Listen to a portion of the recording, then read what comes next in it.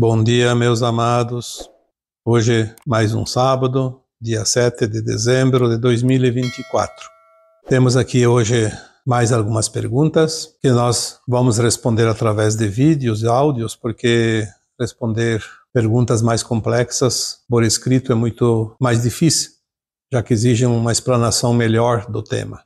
Vamos ver aqui hoje sobre o questionamento apresentado por um seguidor do canal, que questiona o seguinte: se somos uma consciência maior, o que viemos aqui aprender? O que viemos aqui evoluir, se já somos? Então, é interessante. A pergunta é interessante também entender realmente o que estamos aqui fazendo. Quando nós falamos que nós somos muito mais do que pensamos, é porque nós não somos apenas esse fractal de consciência que aqui está encarnado num corpo humano. E é verdade, se nós temos as nossas versões mais elevadas, e são muitas, de fato, para que nós viríamos aqui experienciar algo se já sabemos tanta coisa?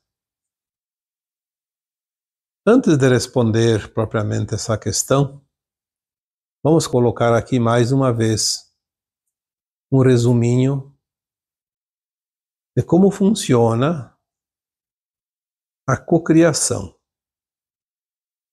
Quem somos e para que estamos aqui virá na sequência para responder essa pergunta. Vamos começar pela fonte criadora. O que é a fonte criadora? A fonte criadora é uma consciência que também é chamada de incriado, porque sempre existiu e sempre vai existir. E a nossa limitação de consciência não tem como entender isso hoje, aqui num fractal de alma. Nós não podemos aqui responder coisas que a nossa consciência não entende. Em primeiro lugar, porque nem eu entenderia, em segundo lugar, porque você também não entenderia. Então não adianta, por nada serviria nenhuma resposta. Quando nós pensamos na fonte criadora, dessa consciência maior, também podemos entender que essa consciência é o Criador, o Deus que nós aprendemos. Eu já disse aqui tantas vezes que Deus não é uma entidade, não é um ser. Deus é uma consciência que funciona como uma fonte inesgotável de informação, de energia, de vida. Esta consciência criou os universos, os multiversos, as galáxias, as estrelas, os planetas, as luas, e tudo o que há em cada planeta, em cada lua, em cada estrela. Nós chamamos a fonte de a emanação permanente de luz criadora, porque quem cria é a luz. A luz é também informação, e a informação é que cria, porque tudo é consciência. Quando começamos a entender este mecanismo, fica mais fácil compreender depois o que vem pendurado nesse mecanismo. Se da fonte criadora emana a consciência, e tudo é consciência, inclusive uma galáxia é uma consciência, um universo é uma consciência, um multiverso é uma consciência. Uma estrela é uma consciência, um planeta é uma consciência, uma lua é uma consciência. E o que tem num planeta como a Terra, para exemplificar, tudo é consciência. Cada vegetal, quando nasce, cresce e vive, tem uma consciência ali. Tem uma inteligência. Senão ele não desenvolveria. Se um vegetal não fosse uma consciência, ele não se reproduziria, não teria o instinto de sobrevivência, de perpetuação da espécie. Ele não produziria flores, sementes e frutos, e nem desenvolveria. Ele poderia começar o desenvolvimento e se perder, porque ele não saberia para onde ir. Que cada parte do seu corpo vegetal é consciência, como nós temos um corpo formado de células, vísceras, órgãos, tecidos, e cada célula é uma consciência que está atrelada à consciência desse corpo, dessa alma que habita esse corpo. O planeta Terra é uma consciência, já falamos aqui, consciência de Gaia, uma consciência feminina que cocria, por isso a Terra é um planeta de consciência feminina, para poder criar. Uma galáxia é uma consciência porque ela tem um movimento espiral sincronizado, onde as suas centenas de bilhões de estrelas e outro tanto de planetas e luas têm um movimento circular em espiral perfeito. Se não tivesse essa consciência, uma galáxia se dispersaria.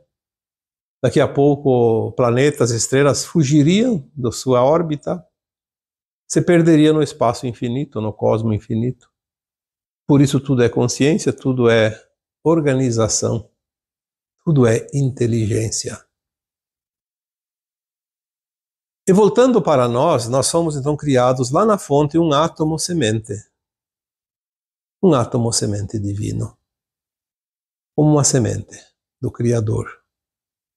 E vamos reproduzir tudo o que ele tem na sua consciência, porque nós somos parte daquela consciência. Somos aquela centelha divina, ou também, como muitos preferem, o eu superior. A consciência da nossa mônada, porque nós somos uma mônada formada por esse átomo semente divino, que se divide em 12 superalmas e depois em mais em 12, e cada vez que se divide, na verdade, se divide essa consciência em partes menores. Então nós dividimos do átomo 144 superalmas no total, e depois em milhares de almas, que não sabemos o número exato. E cada alma se divide em fractais, também a quantidade não se sabe, mas também são milhares.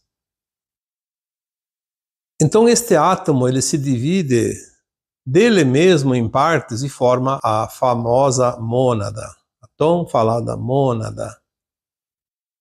Então nós somos parte desta mônada. Nós aqui somos a partícula menor desta mônada, um fractal de uma alma que veio de uma superalma, e por sua vez são 144, e por fim, tudo forma esse átomo semente divino.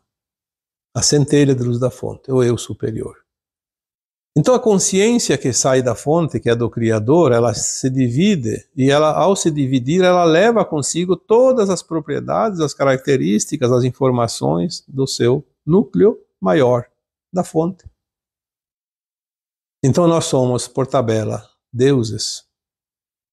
Obviamente que isso não é motivo para inflar o ego, porque nós somos pedaços, partículas, migalhas, mas temos dentro de nós todas as informações que tem na fonte. Não podemos acessar tudo por causa da limitação, porque essa mônada nada mais é que uma consciência. A mônada é uma consciência única, chamada de átomo semente, ou uma semente. Então, existem as sementes que se dividem em pedaços. Obviamente que dentro das versões minha, tuas, porque se nós somos o pedacinho, existem as partes maiores de nós mesmos. Então essa minúscula parte de consciência que hoje habita um corpo humano, ela tem as suas versões mais elevadas, que nada mais são do que consciências, partes da consciência maior, do eu superior, que sabe tudo o que existe. Porque as informações que chegam à fonte são passadas em temporal para essa semente chamada do eu superior, que é o nosso núcleo consciencial. Mas nem tudo que é passado para o eu superior passa para as suas versões inferiores. Aí que está o segredo. Porque essas versões inferiores, essas partes menores, não têm consciência suficiente para entender tudo. É muito limitado. Mas é justamente ali que está o segredo. Essas partes inferiores da nossa mônada, que são as almas e as fractais de almas, são os grandes operários da própria mônada. Então vamos falar aqui do fractal, que é o que nós hoje somos. A nossa consciência era tão limitada que ela não leva consigo, junto agora na consciência plena dela, desta encarnação, o conhecimento das suas versões mais elevadas, justamente para não atrapalhar a cocriação aqui num planeta de terceira dimensão de provas e expiações, como a Terra. Aquilo que aqui nós estamos aprendendo ainda não é do conhecimento das nossas versões superiores. E é por isso que nós estamos aqui. Então a pergunta que me foi feita é: se somos uma consciência maior, o que viemos aqui aprender? O que vamos evoluir aqui se já somos tudo isso? E eu digo, nós não somos nada daquilo que viemos aprender aqui, porque isso aqui é uma novidade para a nossa mônada. As nossas versões sabem infinitamente mais do que sabemos hoje aqui como fractal, mas aquilo que nós estamos aprendendo aqui, as nossas versões superiores ainda não têm conhecimento. Então nós viemos aqui buscar o novo. As experiências ainda não vividas por nenhuma parte nossa, em nenhum lugar do cosmos infinito, porque aqui no planeta Terra, apenas um fractal da nossa mônada é necessária. Aonde estão os outros fractais? Que são milhares. Da nossa própria mônada. Aonde estão as almas, que são milhares? Irmãs da nossa alma, que desmembrou esse fractal? Estão espalhadas pelo cosmos infinito, justamente em galáxias, em estrelas, em planetas, em mundos diferentes do nosso, garimpando novas experiências, novos conhecimentos. Porque se um dia as nossas versões mais elevadas, o nosso eu superior, parar de receber informações de cocriação nova, qual é o sentido dele viver, continuar existindo? Se você fica um mês de férias e não tem o que fazer, você não aguenta passar de 2 semanas. Imagina uma vida eterna, sem fazer nada. A infinitude das vidas que nós conhecemos como vidas, que na verdade são encarnações, mas a infinitude do tempo ocioso seria um tédio tão grande que nenhuma alma evoluída conseguiria suportar. Então ela cria o tempo todo em todas as suas versões, e é assim que o Criador, que chamamos de Deus, cria mundos e fundos, porque nada é criado por Ele diretamente. Ele cria através de nós, dos seus prepostos, das suas crias, das suas criaturas.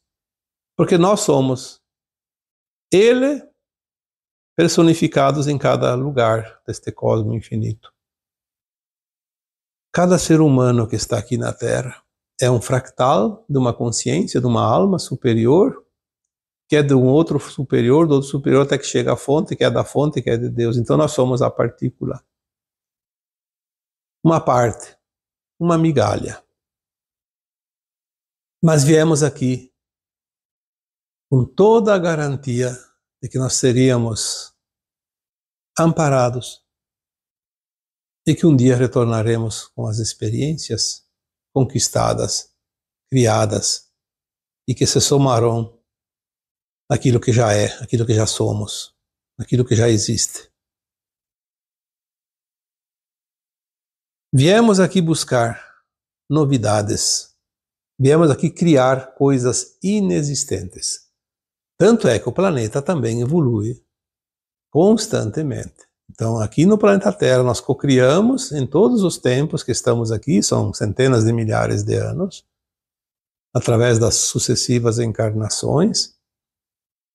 Viemos aqui cocriar constantemente dentro da evolução do próprio planeta, porque o próprio planeta, que é uma consciência, também evolui por si só e também através de nós. Não existe a consciência do planeta evoluir sem que evolua as consciências humanas, sem que evolua as consciências dos vegetais, dos animais, dos minerais, dos elementais. Tudo é progressivo e tudo é proporcional. Obviamente, a categoria de almas, de fractais de almas dentro do reino hominal tem um diferencial, porque elas têm as suas mônadas já construídas, diferente dos vegetais, dos animais, que são considerados reinos ainda em evolução, que um dia chegarão numa consciência do hominal, e daí absorverão uma consciência, parte de uma mônada. Por enquanto eles são poeiras de consciências, porque eles ainda não têm nenhuma responsabilidade. Estão evoluindo junto com o planeta, como parte do planeta, como parte do todo. Porque no fundo, somos todos um com a fonte, individualizados apenas nas experiências que cada um vive em qualquer lugar, em qualquer universo, em qualquer galáxia, em qualquer estrela, na forma que decidir experienciar. Quando nós começamos a entender este mecanismo do divino, é tão grandioso que a nossa consciência começa a apresentar dificuldades em entender. É preciso muito empenho, muita concentração para começar a formar o desenho do quebra-cabeça, porque são muitas peças para serem encaixadas. Mas nós vamos gradativamente subindo os degraus, como eu sempre digo, e pouco a pouco começamos a compreender. E olha, evoluímos bastante nos últimos anos, mas ainda estamos nos primeiros degraus da escada. O que está por vir é muito grandioso para ser explicado em poucas palavras. Por isso, vamos, aos poucos, montando este desenho para poder entender melhor.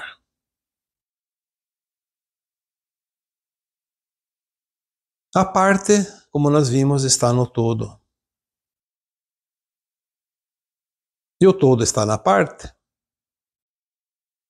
Quando nós cocriamos, qualquer coisinha nessa parte, ela se encaixa no todo. Algumas orientações que nos foram dadas dizem que é em tempo real. Quando eu cocrio algo aqui, agora, já no mesmo instante passa para todas as minhas versões superiores até chegar no meu eu superior e chegar na fonte, lá no átomo semente. E chegando à fonte, as outras mônadas e todas as outras consciências espalhadas pelo cosmos infinito, dentro da sua equiparação, porque obviamente as outras mônadas também têm fractais e não estão sabendo, mas lá o seu eu superior de cada mônada saberá a minha experiência. Então eu não estou cocriando e aprendendo só para o meu eu superior, para a minha mônada. Eu estou também contribuindo para que as outras saibam como a minha experiência impactou aqui. A informação passa para a minha mônada, mas também passa para as outras. Então, os outros também experienciam e também passam para o meu conhecimento, mesmo sendo de uma outra mônada. Essa troca de informações ela é dada lá em cima, lá no eu superior. Abaixo do eu superior, nem tudo que é experienciado por outras mônadas passa para o conhecimento das superalmas e das almas, porque às vezes elas não têm condições de absorver a informação de acordo com o nível da informação. Eu espero que esta pergunta realmente fique bem entendida na sua resposta, porque é importante que cada um de vocês entendam como é construída e por que é construída essa mônada. Sem esta divisão, sem esta separação de partes, os mundos mais inferiores ficariam jogados ao relento, sem nenhuma utilidade. Porque as versões nossas mais elevadas não podem habitar mundos de frequência mais baixa, em função da sua potência incrível de magnetismo, de eletromagnetismo, porque é como uma bomba atômica. Por isso nós somos um átomo.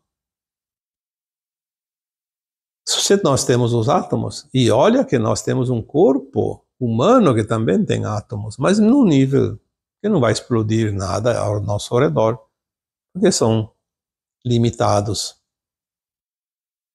Mas nós temos dentro de nós a formação num corpo também, de certa forma, atômica. Eu diria que mais ou menos a resposta seria isso. Talvez pudesse aqui acrescentar algo diferente, mas não vejo a necessidade, uma vez que estenderia ainda mais o tema, e vai ter que repetir do mesmo, porque não há muito o que dizer sobre isso. Além do que já foi dito em outros áudios, em outros vídeos, em outros textos anteriores, antigos. Hoje é apenas para confirmar e aprofundar um pouco o entendimento sobre isso. Nós não viemos aqui para aprender o que nós já sabemos. Isso não teria sentido. Nós viemos aqui para buscar algo diferente, que os nossos eu superiores, as nossas versões mais elevadas, o nosso espírito lá na fonte, o átomo, a semente, ele tem conhecimento, sim, tanto que nós não temos nem como imaginar, mas nós viemos aqui buscar ainda mais conhecimento para passar como bagagem para a nossa mônada. Não estamos aqui perdendo tempo, não.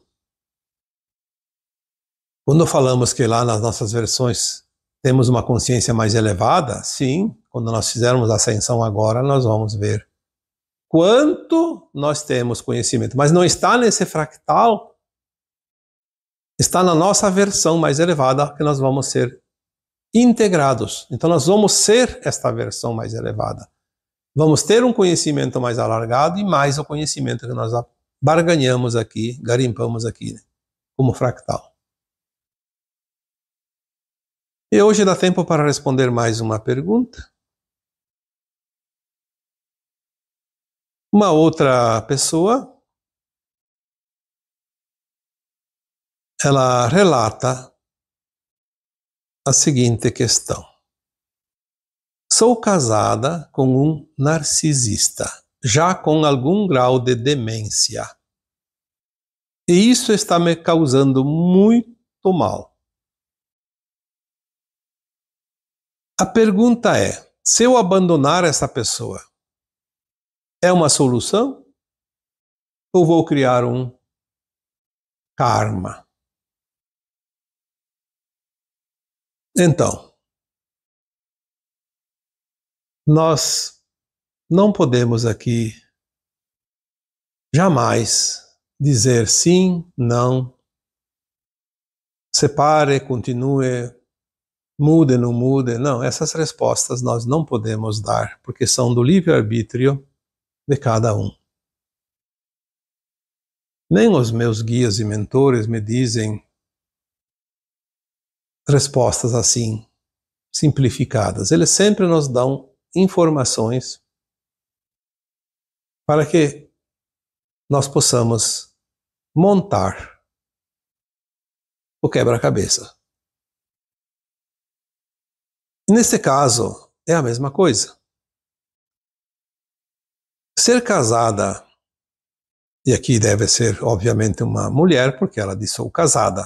Se fosse um homem, seria sou casado, né?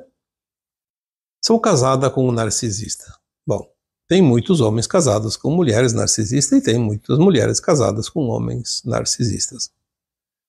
Só quem passa pela experiência sabe do tormento que é. Porque o narcisista, ele é um psicopata em outro nível. O psicopata tradicional, ele é perigoso, nunca se sabe o que ele pode fazer e ele pode, inclusive, matar uma pessoa, por exemplo, quando menos se espera. Ele é meio que ardiloso e esquizofrênico ao mesmo tempo, mas sem contar que podemos dizer que ele é um pouco doido também, né? Mas o narcisista, ele é um ser humano que tem consciência do que está fazendo. Ele não está fora da sua consciência, ele está com a consciência plena. E ele sabe exatamente como usar esses mecanismos de domínio, de persuasão e de enganação, porque ele engana facilmente. Ele é ardiloso. O narcisista, ele prepara, como se diz no popular, prepara a cama para outro deitar. Ele tem realmente duas personalidades muito distintas. Uma, onde ele aparece como um benfeitor. E a outra, ele aparece como um verdadeiro carrasco. Então ele apresenta a personalidade dele de acordo com seus interesses. O narcisista, normalmente, ele apresenta uma personalidade de benfeitor para todos os que o conhecem, menos para uma ou algumas pessoas do seu convívio. É onde ele aparece com a outra personalidade. O narcisista dificilmente ele é um problema para as pessoas que não são da família. Às vezes tem, sim, alguns relacionamentos de amizade, de vizinhança, de trabalho, etc. Mas o narcisista, ele se mostra realmente real, a sua verdadeira face ele mostra com os seus familiares, com alguém dentro da família. Nem todos. Às vezes ele é uma pessoa amorosa para parte da família e um carrasco para uma ou duas pessoas ou três, dependendo. Eles escolhem a dedo quem vai ser a vítima. O narcisista é um verdadeiro escravagista, porque ele escraviza a pessoa que ele resolve dominar. Talvez seja um dos relacionamentos mais horríveis que pode existir na face da Terra. Conviver com um narcisista. Nem sempre eles são psicopatas, já falei. Então, geralmente o psicopata é também narcisista, mas nem todo narcisista é psicopata. Ele tem personalidades diferentes de acordo com o momento. Então ele sabe quando usar cada máscara. Mas tem um aprendizado para quem também lida com o narcisista. Tem muito aprendizado. eu diria que são provas das mais difíceis que nós enfrentamos nessa escola terrana. Aprender a lidar, aprender a compreender o narcisista. Porque se alguém passa hoje dificuldades porque convive com o narcisista, provavelmente essa experiência já foi vivida em vidas passadas, como tal. Porque nós vivemos as polaridades, os dois lados da moeda, um tempo num lado, outro tempo no outro, em vidas diferentes, encarnações diferentes. E às vezes a gente abusa demais da experiência, depois tem que pagar o preço, que é a lei do retorno. Então quem convive com narcisista também não é vítima, está resgatando um passado tenebroso, sombrio, que exagerou nas suas ações e agora está quitando a parte da dívida que ainda resta, já que esta é a última encarnação nas provas e expiações. Estar casada com um narcisista e ainda com algum grau de demência. Bom, aí já começa a piorar a situação. Porque o narcisista, quando ele começa a apresentar sinal de demência, ele pode virar um psicopata. Ou então ele fica um inútil. Depende do grau da demência, o que está afetando no seu sistema neural. Qual é a parte do cérebro que está sendo afetada pela demência. Eu não vou aqui entrar em detalhes, porque o meu trabalho não é científico, é espiritual. Na visão espiritual, naquilo que nós entendemos e recebemos aqui de informações sobre as leis de causa e efeito, de evolução da própria alma, porque nós somos alma, não somos um corpo físico, somos uma alma eterna. Eu diria que se o narcisista começa a ter grau de demência, tem que tomar certos cuidados, sim. É uma questão de sobrevivência também, mas uma questão de segurança. Ali talvez precise de algum auxílio, de alguma pessoa responsável, autoridade, sei lá. Tem que procurar ajuda, porque é difícil aqui uma decisão. O que fazer nesse caso? Você pode estar correndo algum risco. Porque se além de narcisista ele começa a ter demência, ele começa a perder a razão. Porque o narcisista ele sabe o que está fazendo. Mesmo que está sabendo, inclusive, que está prejudicando o outro. Mas se tem demência, já fica mais difícil. E é óbvio que está te causando muito mal, porque é uma vida penosa. Mas a pergunta maior aqui seria a segunda parte. Abandonar essa pessoa ou não abandonar essa pessoa? Qual a solução?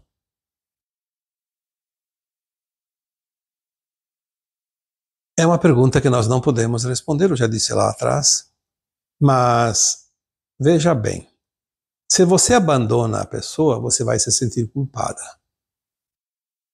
Então aí é outro problema. Tu sai de um problema e entra no outro. A culpa não é boa companhia. Talvez seja pior que o narcisista. Porque o narcisista tu pode se livrar dele, de repente, quando o outro desencarna. Ou então sai da vida dele e pronto. Mas a culpa vai ficar contigo. Vai te acompanhar onde você for. Abandonar uma pessoa que já está em demência. Bom, eu acho que ali entra a caridade. Cuidar de alguém que precisa de cuidados nos traz créditos que quitam karmas, débitos passados. É moeda de troca. Não por ele ser narcisista, mas por ele ser demente. Agora, se ele se torna perigoso, você tem que achar uma saída. Não pode correr riscos desnecessários. Não vou dizer que você tenha que abandonar, tem que encontrar uma solução. Talvez uma internação, talvez uma casa que cuide, sei lá, tem algumas formas, ou alguma medicação que se usa hoje para esses casos. deixa a pessoa meia dopada, então ela não oferece mais muito risco. Abandonar a própria sorte não é a solução. Mas há outras maneiras. E uma pessoa narcisista e demente, o que uma esposa dele, já que você é mulher, o que estaria fazendo na vida de um sujeito desses? Qual é o sentido da vida? Eu acho que ali ela não tem mais o papel de marido e mulher, de esposa e marido, enfim. Talvez fique a caridade, sim, a amizade, porque nós não precisamos levar mágoas daquilo que já passamos. Ah, ele era um narcisista e me incomodou a vida inteira, me fez sofrer muito. Sim, você pagou uma conta. Ele te ajudou a pagar uma conta. Ele te fez um favor. Se não era ele, era outro. Se não fosse uma pessoa, seria um caso fortuito. Um acidente, uma desgraça, uma perda, uma doença também. Tudo de acordo com o peso energético da conta que você pagou. Então ele não é o causador da tua desgraça. Ele é o veículo, o instrumento que foi utilizado, e você escolheu isso antes de encarnar, para quitar certas pendências. Lembrando ainda que estamos na última encarnação, nas provas e expiações, e nós precisamos quitar as contas nesta encarnação para ter o acesso à nova terra, à ascensão da alma. Então ele não é o responsável pelo teu mal-estar, pela tua infelicidade, seja lá o que for que você diga. Ele apenas foi um instrumento. Então veja o que tu vai fazer. Tu pode abandonar sim, se quiser, é uma escolha. Dependendo do grau da responsabilidade, vai ter consequências, obviamente, a lei do retorno. Mas há maneiras de se livrar do problema sem abandono. Lembre-se que eu já escrevi, já falei muitas vezes, a diferença entre largar e soltar. Largar é o abandono. Soltar é deixar. Deixar em algum lugar. Com alguém. Achar uma solução. Tu não é obrigado a ficar como mulher de um marido que já te causa sofrimento. Mas tu pode ser uma alma caridosa que encontre uma solução, uma saída para que ele não sofra também além do necessário. Porque a dor que você alivia em alguém, você vai aliviar lá em você. Lembre-se disso. Sempre é assim. Se não fosse assim, aí seria simples. Não tá bom? Manda pastar. Manda as favas, como se diz. Mas nós temos responsabilidades, nós temos compromissos, nós temos um plano de alma, e nós somos uma alma em evolução. E que temos ainda provas, temos expiações, temos aprendizado. Falta pouco, mas ainda tem. Não devemos abandonar jamais nem um animal, nem uma pessoa, e nem nada. Nós devemos sim olhar: o que eu vou fazer com isso? Quais as possibilidades? Quais as soluções que eu posso encontrar e ver qual a que melhor se adapta à situação. E não é só nesse caso do narcisista e ainda demente, mas em todas as situações, para todas as demais pessoas que aqui escutam esse vídeo, esse áudio. Qualquer situação sempre tem várias soluções. Um leque de probabilidades. Encontrar a melhor solução dentro daquilo que é amorosidade, que é compaixão, que é respeito. Porque são características de uma alma que está se elevando, que está ascensionando. Nós temos que pensar que o que nós fazemos de bem vai aliviar coisas erradas que já fizemos nesta vida ou em vidas passadas e vai somar na média final favoravelmente para cada um de nós. Então fica difícil dar uma resposta seca, mas deixamos aqui então uma orientação para este caso e para outros casos. E quando agimos com a compaixão, com o respeito, com o amor incondicional, estamos fazendo um trabalho mais ou menos já como treinamento para quando estivermos ascensionados e vamos auxiliar almas que estão em mundos de provas e expiações. É um treinamento de uma alma ascensionada. Uma alma que vai herdar a nova terra, que vai estar na quinta dimensão. Não mais no mundo de provas e expiações, mas no mundo de regeneração. E se tudo é evolução, é um momento apropriado para galgar mais alguns degraus, fazendo o melhor. Não é preciso ficar onde não se sente bem, não é preciso ficar onde se sofre, obviamente, o sofrimento é uma opção, mas optar por servir da forma que nós pudermos servir dentro daquilo que é ético, que é honesto, que é justo. Porque olhar o outro com compaixão nos eleva sempre. E agora eu finalizo deixando, como sempre, o meu abraço de luz em cada um de vocês. Namastê.